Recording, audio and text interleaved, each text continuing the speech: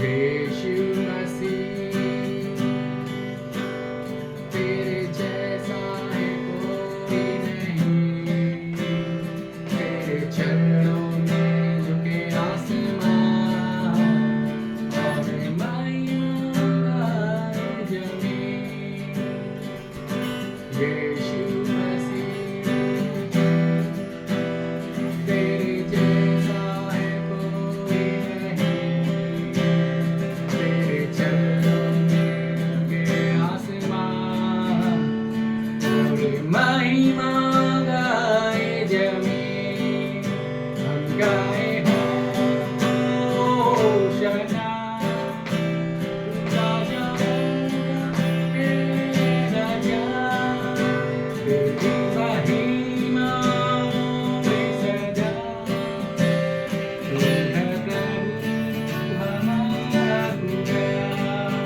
हम गाए होशाना,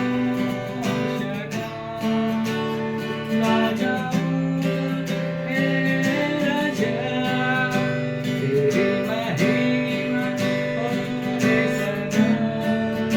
तू है प्रभु हमारा खुदा। प्यारे पिता, तूने हमसे इतना प्यार किया, हमें पापों से छुड़ाने को अपने बेटे को कुर्बान किया। प्यारे पिता, तूने हमसे इतना प्यार किया, हमें पापों से छुड़ाने को अपने बेटे को कुर्बान किया। हम गाए होशाना, राजा हे राजा, तेरी महिमा होए सदा। तू है प्रभु हमारा खुदा। Hallelujah. Oh, hallelujah. We worship you, Lord. Hallelujah, hallelujah, hallelujah. Thank you, Jesus. Holy Spirit.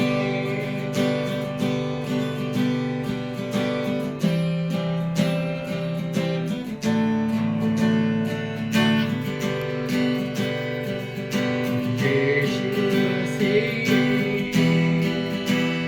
तेरे जैसा है कोई नहीं, तेरे चरणों में झुके आसमां और महिमा गाए जमीन। हम गाए होशाना, हम गाए होशाना, राजा हे राजा, तेरी महिमा में सदा। तू है प्रभु हमारा खुदा। हम गाए होशाना, राजा हे राजा,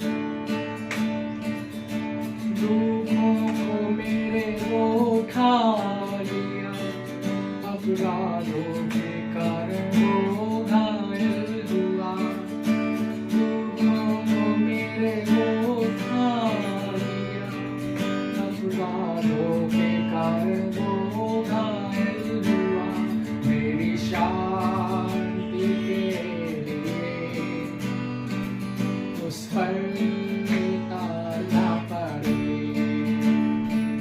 मेरी जान के लिए उस पर ताला पड़े।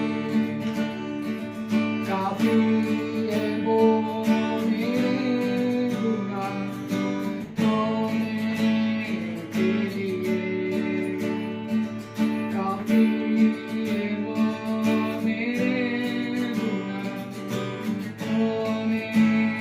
के लिए। जो क्रूस से दम वहाँ मेरे लिए, क्रूस से दम वहाँ मेरे लिए। हालेलुया हालेलुया, प्रभु परमेश्वर आपकी स्तुति होगी, आपकी प्रशंसा हो, आप राजा के राजा ईश्वर की शरण करो। हालेलुया। कटोरे उस आगरोगी शिफा तेरा लहू तेरा लहू तेरा लहू करता है पाप क्षमा। हड्डियों में जान जो न हो, यीशु का खून मांग ले। दर्द बयां जो न हो, यीशु का खून मांग ले। दिल को सुकून जो न हो, यीशु का खून मांग ले। दिल को सुकून जो न हो, यीशु का खून मांग ले। बहता लहू बहता लहू बहता लहू देता है हमको शिफा। तेरे लहू के वसीले हो गए पाप क्षमा। तेरी सलीब से यीशु पागलों की शिफा। तेरा लहू करता है पाप क्षमा। लहू की कीमत स्वयं की ममता से पूछ। इकलौते बेटे का नाम पाक यहोवा से पूछ। पूरी शिफा का पैगाम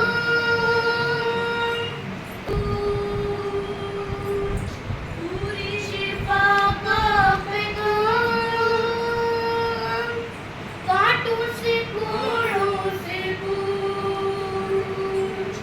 पाक लहू पाक लहू पाक लहू हमको भी देगा शरण। तेरे लहू के वसीले यीशु जी हो गए पाप क्षमा। तेरी सलीब से यीशु आ गए रोगी शिफा।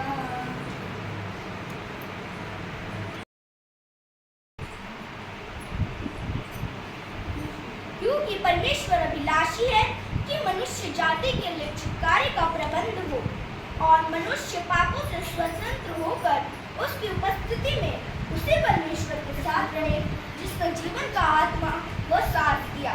इसलिए आप प्रभु की इस वाणी पर मनन कीजिए कि यह प्यास कैसी थी और किस किस की प्यास थी। पहली, यह परमेश्वर की प्यास थी, क्योंकि मनुष्य को परमेश्वर ने मिट्टी से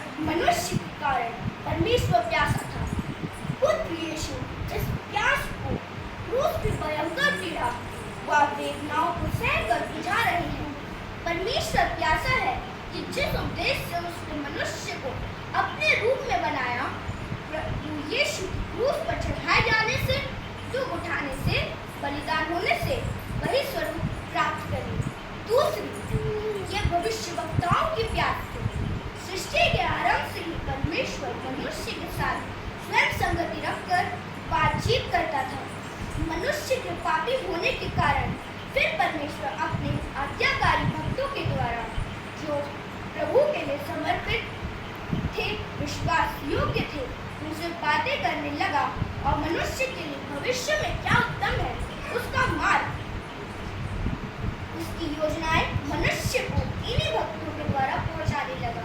भक्त जिन्हें हम भविष्यवक्ता कहते हैं, उन्हें परमेश्वर की इस महान उद्धार की योजना जो उसके ही पुत्र यीशु में तैयार की गई थी और मनुष्य को बताई गई, जिन भविष्यवक्ताओं ने परमेश्वर के संदेश को मनुष्य को बताया, उनमें से मूसा, यशायाह, यिर्मयाह और सारे बड़े छोटे भविष्यवक्ता हैं।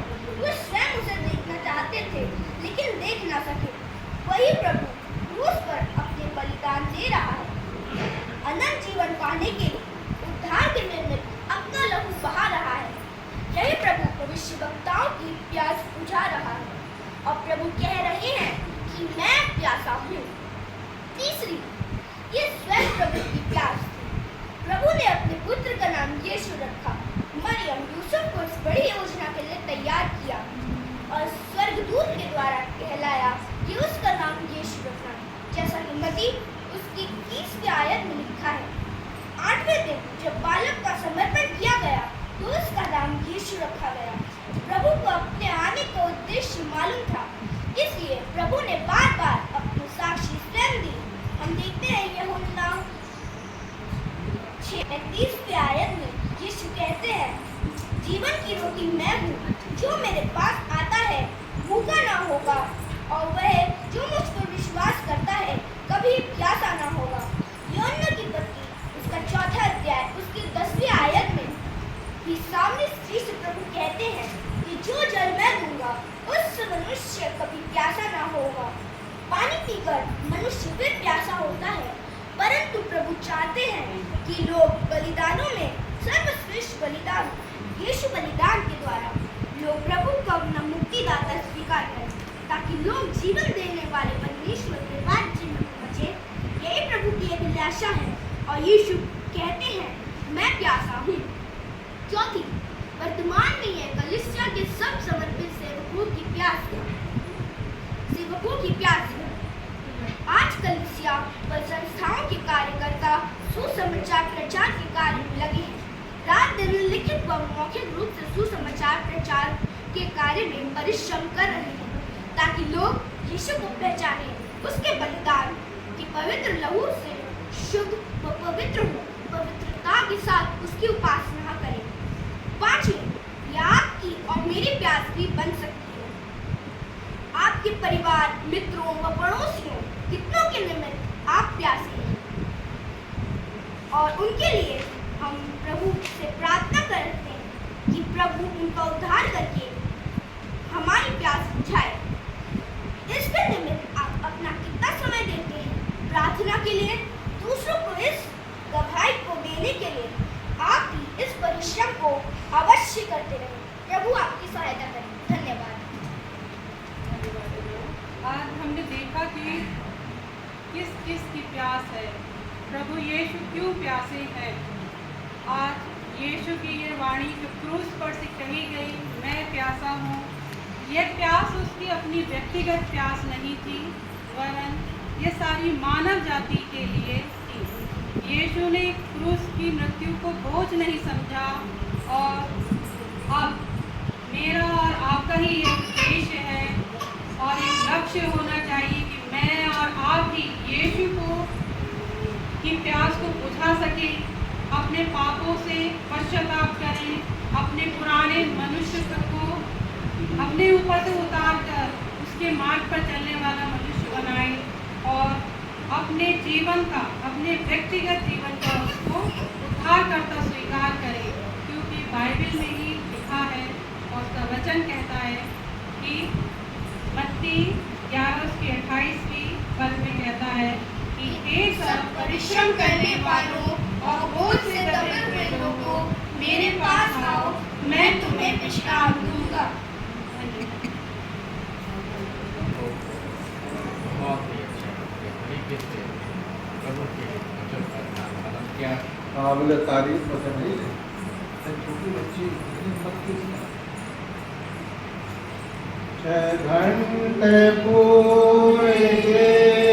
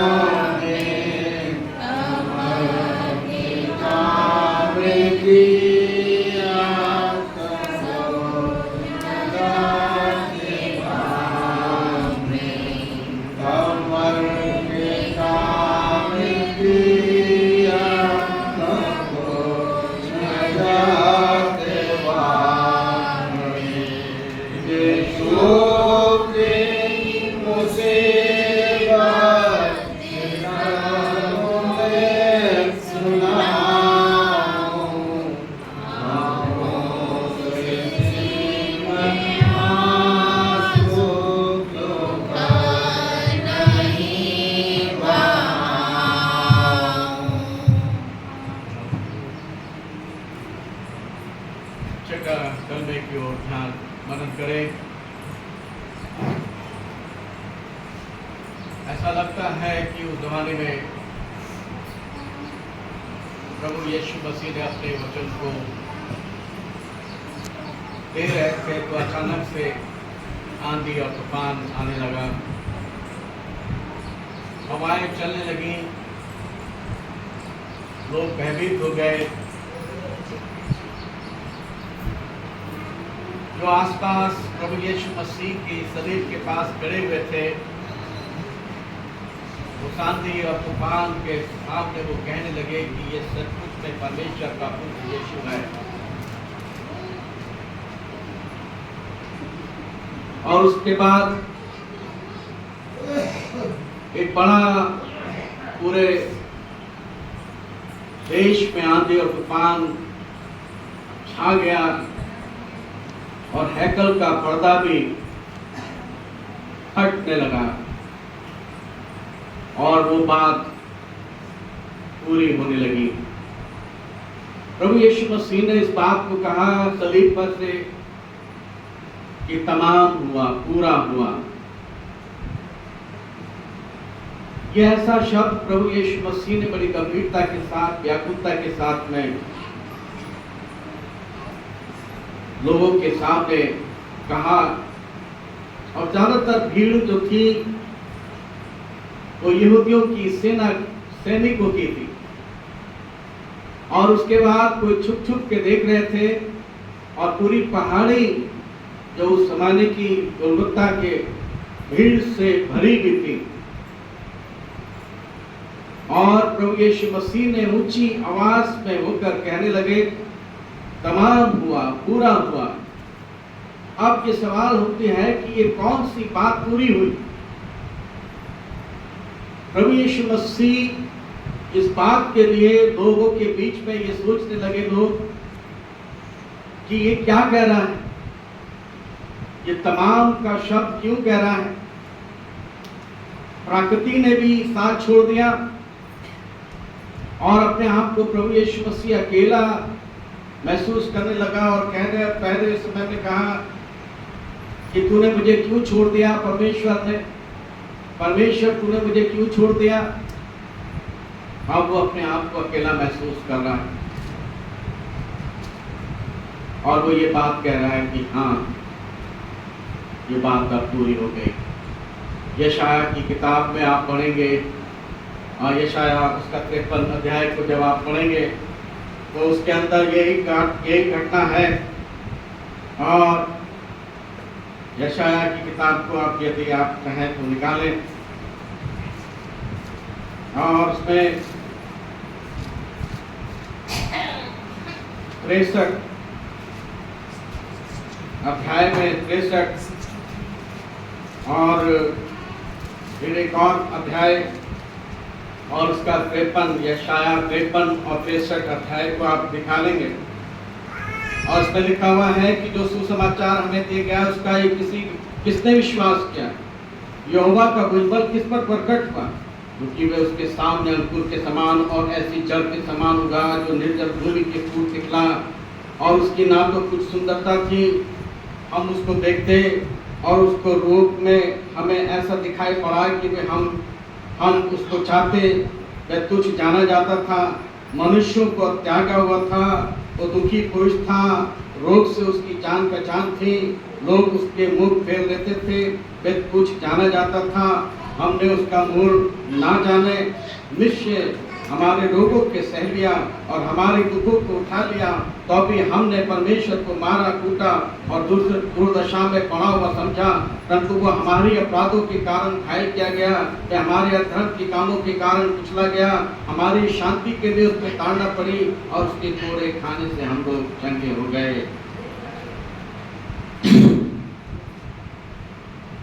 वह सताया गया तो भी वह सहता रहा, अपने मुंह को ना खोला। जिस प्रकार से भेड़ बद होने के समय में भेड़ ऊन के कसने के समय चुपचाप शांत रहती है, वैसे उसने भी अपना मुंह ना खोला। अत्याचार करके उसे दोष लगा के उसे ले गए। उस समय के लोगों में किसने इस पर ध्यान दिया। वह जीवितों के बीच में से उठा लिया गया मेरे ही लोगों के अपराधों के कारण उस पर मार पड़ी और उसकी कब्र दुष्टों के संग खनाई गई। मृत्यु के समय जब धनवान के संगी हुआ और यद्यपि उसने किसी प्रकार का उपद्रव ना किया था, उसके मुंह से कभी छल की बात नहीं निकलती थी, तो भी वो यहोवा को भाया कि उसको कुचले, और उसने उसको रोगी कर दिया। जब वे अपने प्राण को दोष बलि करे तब अपने वश देख कर था और बहुत दिन जीवित रहेगा। उसके हाथ से यहोवा की इच्छा पूरी हो जाएगी और वह अपने प्राणों का दुख उठाकर उसे देखेगा, वह तृप्त होगा। अपने ज्ञान के द्वारा मेरे धर्मी दल बहुत से धर्मी ठहराए जाएंगे। ये यशाया नबी की जो भविष्यवाणी थी वो पूरी हो गई। यीशु को नहीं मालूम था कि ये बात जो भविष्यवक्ताओं ने बहुत पहले कह दी थी, लोगों को वो याद आने लगा कि ये जो पूरा हुआ है वो ये सच है कि उस यीशु मसीह को मारा कूटा, उस पे कोड़े मारे, उसको थूका, कांटों का ताज उसके सर पे लगाया, और फिर उसके बाद में एक और भजन संहिता आप पढ़ेंगे 53 अध्याय में भजन संहिता आप पढ़े, बड़ा अच्छी बात है। भजन संहिता और उसका 22 अध्याय 18 पदों में ये बात पूरी हुई कि उसको सिरका पिलाया गया। जब उसको प्यास लगी तो उसको सिरका पिलाया। सिरका एक प्रकार का आप देखते हैं कि आपके तरह तरह के सिरके बनाए जाते हैं। उस जमाने में वो वहाँ पर भी सिरका होता था, अंगूर का सिरका बनाते थे, गन्ने का सिरका होता था, और इस तरह से जौ का सिरका होता था।